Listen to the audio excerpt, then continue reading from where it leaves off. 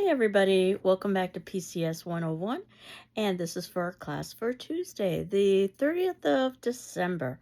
And as you know, last class, I introduced the course, I reviewed the syllabus and the course outline. And you can find both of those in the folder entitled Syllabus and Other Documents in the top section of our Moodle site entitled General. So if you have any questions at all about the class, or the syllabus or the course outline, please reach out to me. And today, what I wanted to do was to continue our introduction by talking about the piece of the syllabus I never really had a chance to discuss, the plagiarism section, and also to give you an opportunity to review a video that was done by Toastmasters International. And Toastmasters International is an international organization that's devoted to helping individuals improve their public speaking skills. It's not affiliated in any way with any kind of academic institution. And they have chapters nationally and internationally. So individuals can practice public speaking because, of course, the difficulty with public speaking is that you need to have some sort of an audience to be able to respond in one way or another. Whether you are giving a speech live or you are giving a speech online or some combination thereof, the idea is that you aren't presenting in a vacuum, that this is ultimately as much about the audience as it is about you as the presenter. But they came out with a video that is on YouTube. It's approximately a half hour long or so. So that's what you would be doing for the bulk of today, is watching that video. And it goes through the entire process of pulling together a speech. In many ways, it anticipates many of the things that we will be talking about over the course of the semester. So it seemed like a really good introduction. One of the things that the video doesn't necessarily talk that much about is speech anxiety, which was the chapter that I had assigned for you to read today if you were able to get a hold of the textbook. And I had indicated that you can use older versions of the textbook, but understand that those older versions might be organized differently. So the chapters might be different, though generally speaking, the content is the same. And if you will look in the notes below, and I'll always put notes for our classes below the class videos, you will see that in the second section where it says sample link to principles of public speaking, I was able to find an online link that at least will give you a taste of the beginnings of the textbook. It doesn't include the textbook as a whole, but if you wanted to click on that link, you can at least see the beginnings of the textbook itself. And now that you're looking at the notes below, you might notice that in the third section, I have written out what I told you orally last class about the speeches, that there are 3 graded speeches over the course of the semester. The first speech, speech number 1, is an autobiographical speech that is approximately 5 minutes long. That will be due on January 8th. Thursday, where you are giving a 5-minute autobiographical speech telling the audience something about you and your life. You might want to do something like a life overview, but of course, you're going to have to condense it into 5 minutes. Perhaps you want to focus on a particular area, a hobby, or an educational goal, or a period of time. And I ask that you upload that to Moodle by 11:59 p.m. of that particular due date, and that you send your speaking outline to my email, which is ruiz, R-U-I-Z, at gcc.mass.edu. The speaking outline being the copy of the outline that you yourself use when you are delivering your speech. But of course, we haven't talked about speeches or outlines yet. We will be. But just to give you a sense of the speeches themselves, speech number 2, the informative speech, will be due on the 14th of January. That's a Wednesday, where you will be giving a 10-minute informative speech that teaches the audience something. Whether you want to teach us about a person, a place, a thing, an activity, you are going to be asked to use at least one audio or visual. So by that point, we'll talk about audio and visuals. And you are, again, to upload that to Moodle by 11:59 p.m. of the due date. And once again, send your speaking outline to my email. And then your last graded speech is your persuasive speech, which would be due on the 20th of January, which is a Tuesday. So basically, you've got a speech due each week. And this is a 15-minute persuasive speech that convinces the audience of something, whether it's to take an action or to support or not support a position, perhaps both. You will be using 3 outside resources. So by that point, we would have talked about how to gather outside information and incorporate that into your speech. Again, upload it into Moodle by 11:59 p.m. of the due date. And once again, you would send your speaking outline to my email.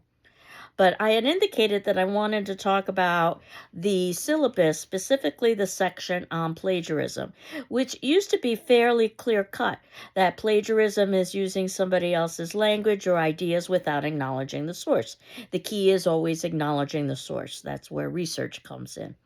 And I would always tell a couple of stories. Notice I'm using the past tense here to encourage students not to plagiarize.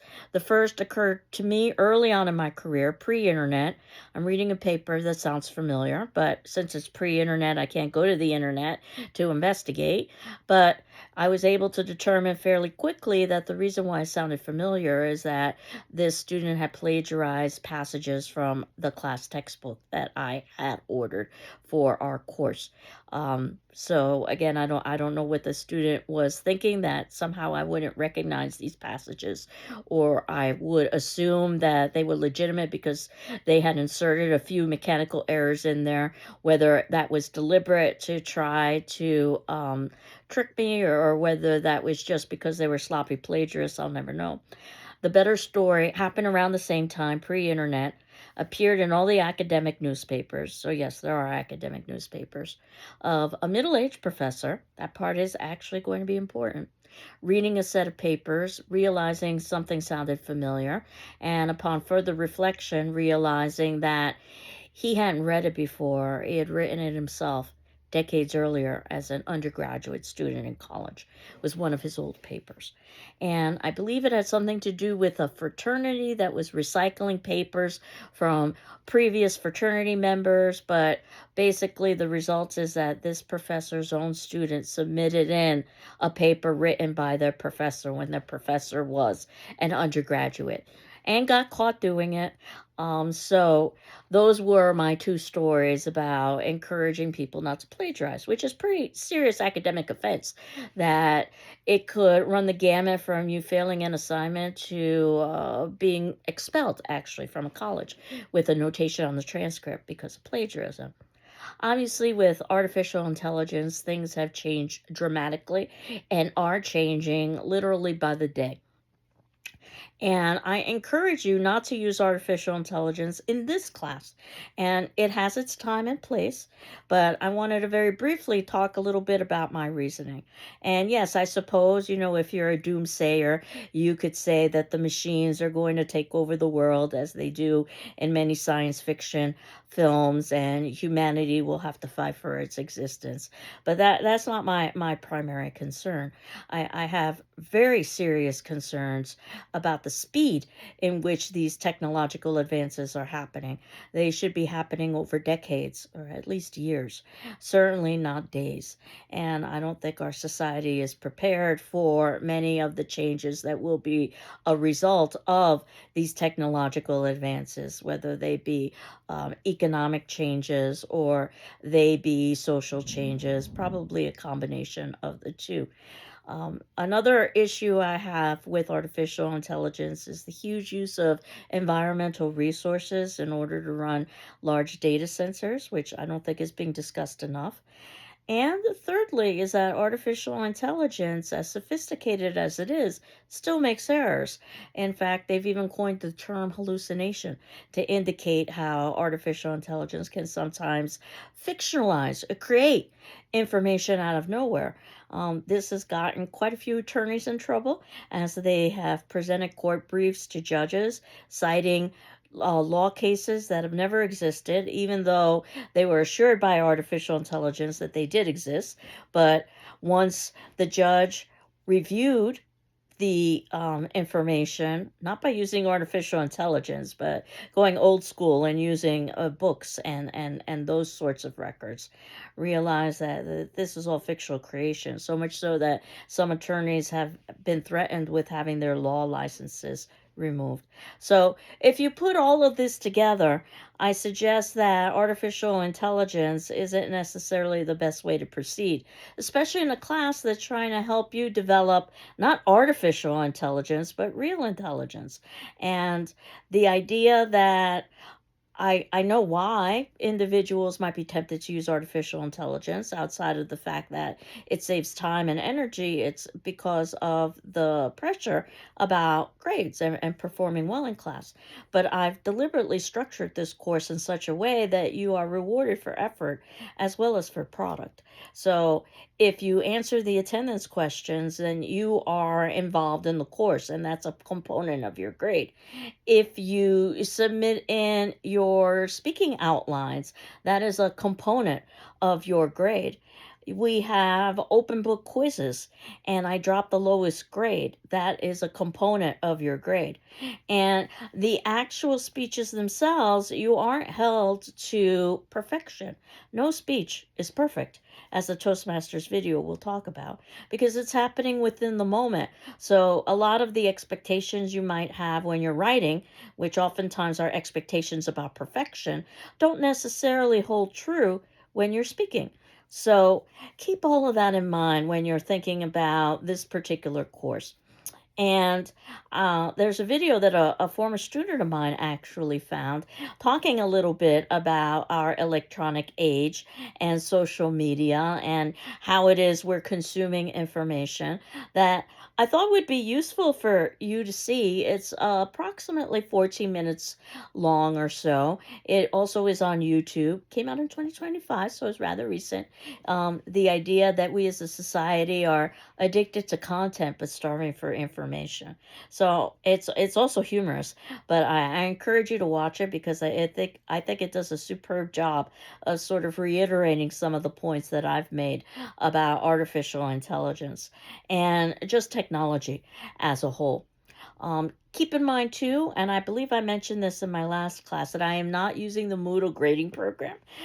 So that if it turns out that you go on to Moodle and something looks odd about your grades, it's because I'm not using that program. So just contact me if you wanted to know your standing in the course. So what I'm going to let you do now is to watch the Toastmasters video, which is approximately 35 minutes long. And you'll see that I've put some summary commentary on the bottom of section 4 for the Toastmasters, which basically reviews the major points of the video. This is where I will begin next class, is just reviewing that video and also talking about speech anxiety. And the text talks a little bit about different kinds of anxiety, that some anxiety is just generalized, that individuals can be just anxious as part of their personality. That's trait apprehension. That's one of their traits, as opposed to state apprehension, a situational anxiety, taking an exam, for instance, or delivering a speech. In fact, there even is this phenomenon called glossophobia. It's the fear of public speaking. So today's attendance question, after you've watched the Toastmasters video, whether you've had an opportunity to read the textbook or not, you should be able to participate with this question. And my question is, what suggestions do you have to control nervousness? It could be something that's discussed in the course material, but it could also be something that's just based on your personal experience. That will be due Thursday on the 1st of January. As you know, you have 48 hours to answer all of the attendance questions. Your last attendance question was introducing yourself, so I thought I would just introduce myself very briefly to you.